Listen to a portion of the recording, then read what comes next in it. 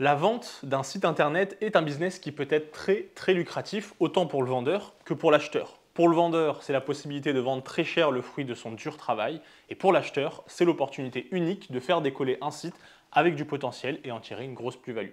Certains se sont spécialisés dans le rachat de sites internet et arrivent à se constituer un patrimoine très lucratif. Restez bien jusqu'à la fin, car si vous avez une boutique en ligne, connaître et comprendre ce que je vais vous expliquer dans cette vidéo peut être décisif.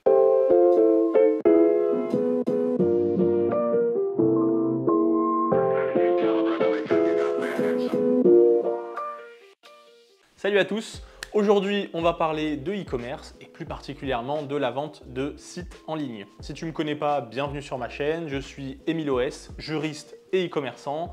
Sur cette chaîne, on parle de business, de droit et plus particulièrement du droit qui entoure l'activité des web entrepreneurs dans le monde. Du coup, n'hésite pas à t'abonner, je partage souvent des news et astuces utiles pour t'aider à optimiser et sécuriser légalement ton business. Et bien sûr, si tu veux aller plus loin, comme d'habitude, tu trouveras tout en description, contact, formation et coaching. D'ailleurs, j'ai aussi créé un canal Telegram où je partage beaucoup plus de contenu et c'est ouvert à tous, donc n'hésite pas à le rejoindre. Du coup, concernant la vente de sites internet.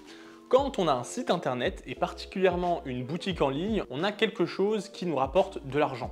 Vous avez mis beaucoup d'efforts dedans pour développer l'image de marque, développer une clientèle, un référencement SEO, une réputation, etc., etc.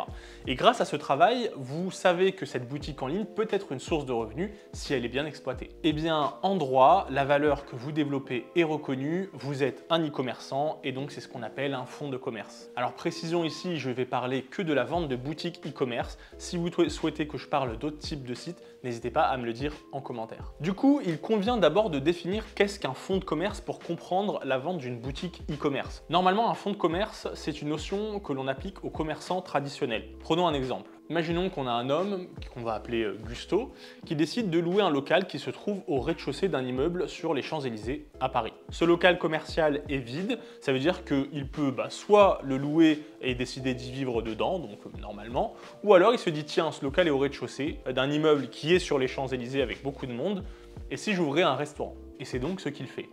Il ouvre un restaurant, il achète tout le matériel de cuisine, le mobilier pour la salle, ensuite il engage un super cuisinier, tout se passe super bien et pendant des années il fait des très bons chiffres d'affaires. Premièrement, parce qu'il a fait du bon boulot, il aura du coup une clientèle qui sera devenue fidèle, qui a l'habitude de venir chez lui. Et deuxièmement, parce qu'il est sur les Champs-Élysées, il sait que quoi qu'il arrive, il y aura toujours du monde qui passera devant son resto, car les Champs-Élysées c'est connu dans le monde entier et il y aura toujours des clients potentiels. Et bien tout ça, c'est une valeur qu'il a développée au fil du temps, au fil de son travail. Et c'est quelque chose qu'il peut valoriser et le vendre. Et le droit appelle ça un fonds de commerce et y accorde tout un cadre légal. Donc là, voilà, on sait qu'on a une activité qui vaut de l'argent et qui peut être vendue. Pour faire une estimation du prix du fonds de commerce, on va utiliser plusieurs éléments. Ça va être par exemple le matériel de cuisine qu'il a acheté, donc le prix que ça vaut.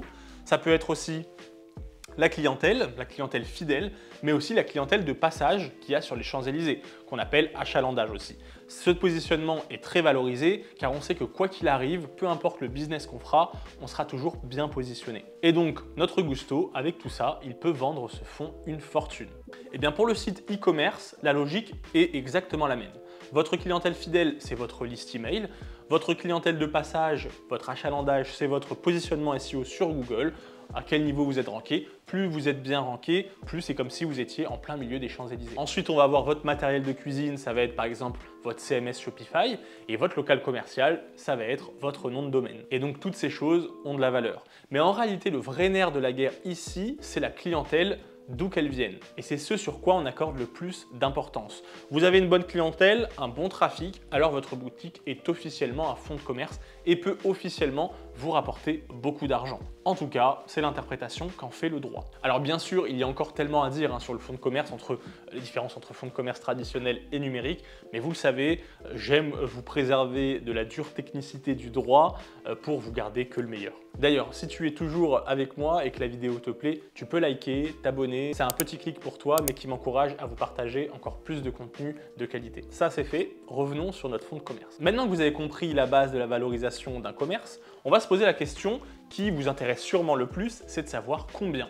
Combien ça coûte et comment le valoriser. Alors bien sûr, on va avoir plusieurs critères subjectifs qui vont permettre une évaluation du prix. Ça va être bien sûr le chiffre d'affaires que vous avez fait mensuellement ou annuellement. le trafic organique, la réputation du site, l'état des stocks, des fournisseurs, la pérennité des comptes Stripe, Facebook aussi, Google y étant associé.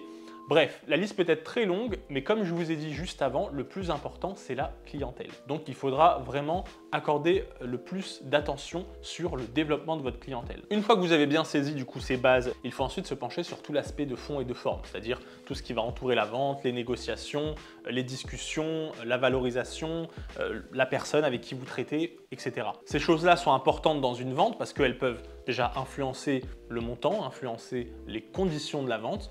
Elle peut au contraire vous handicaper ou vous avantager. Ça va dépendre de comment vous vous positionnez et comment vous allez faire cette vente. Pour vous illustrer tout ça, on va prendre quelques exemples classiques. Premier exemple, ça va concerner la capacité de vente et d'achat. Sachez qu'il y a différentes situations où une personne ne peut pas effectuer de vente. Donc elle ne peut pas en fait acheter ou vendre quelque chose. C'est ce qu'on appelle le pouvoir de consentement des parties.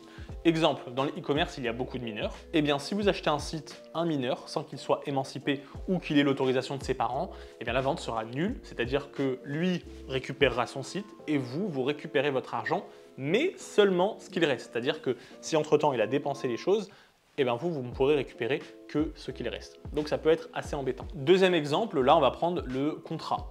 Et là je pourrais vous en parler des heures tellement il y a moyen de jouer avec les clauses. Mais prenons un exemple concret. Imaginez vous achetez un site avec une bonne clientèle, tout à l'heure prometteur, vous signez et quelques mois plus tard vous découvrez un nouveau concurrent sur votre niche que vous n'avez pas vu avant et qui vend exactement la même chose que vous. Et là, surprise, il s'agit de la personne qui vous a vendu le site juste avant et en fait vous avez oublié de vérifier la clause de non-concurrence et vous vous retrouvez avec une niche plus difficile face à un concurrent qui connaît parfaitement bien votre boutique et en plus qui va utiliser votre argent avec lequel vous avez acheté cette boutique pour financer cette nouvelle boutique concurrente. Surprise, motherfucker!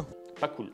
Eh bien, des situations comme celle-ci peut être évitées si vous rédigez bien vos contrats. La rédaction du contrat est sans doute la partie la plus importante car c'est la partie où clairement vous pouvez soit vous faire entuber sans que vous ayez le temps de vous en rendre compte, ou à l'inverse, y intégrer des clauses qui vous permettront d'avoir un avantage que l'autre ne remarquera même pas.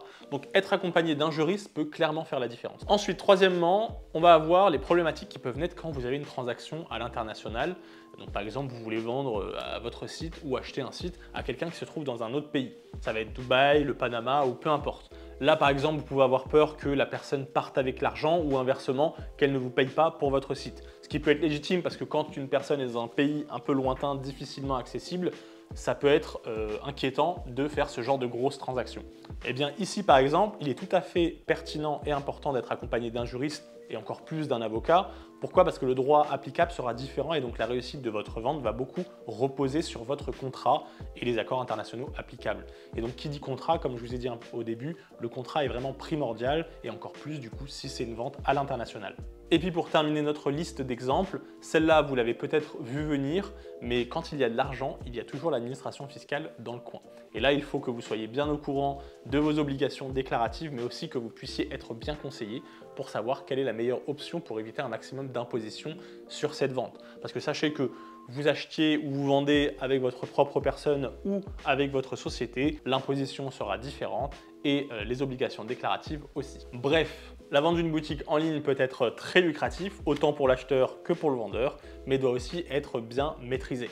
Et plus la somme est importante, plus les conséquences, autant positives que négatives, peuvent être importantes. Logique. Je connais des personnes qui accumulent comme ça un patrimoine constitué de boutiques en ligne à fort potentiel et clairement, c'est un bon plan quand on sait bien gérer ça. Quoi qu'il en soit, personnellement, j'ai déjà accompagné les vendeurs dans la cession de leur fonds de commerce numérique, boutique en ligne, et c'est pour ça que je vous en parle légitimement aujourd'hui. Je travaille avec des avocats en France et aussi dans le monde et ça nous permet justement de sécuriser un maximum la cession. La cession, pour ceux qui ne savent pas, c'est la vente. Exemple, il y a un mois, nous avons accompagné la vente d'un site entre un résident émirati et un Français. Et le Français n'était pas serein à l'idée que l'acheteur à Dubaï puisse faire un sale coup ou qu'il y ait des difficultés à obtenir un gain de cause en cas de problème.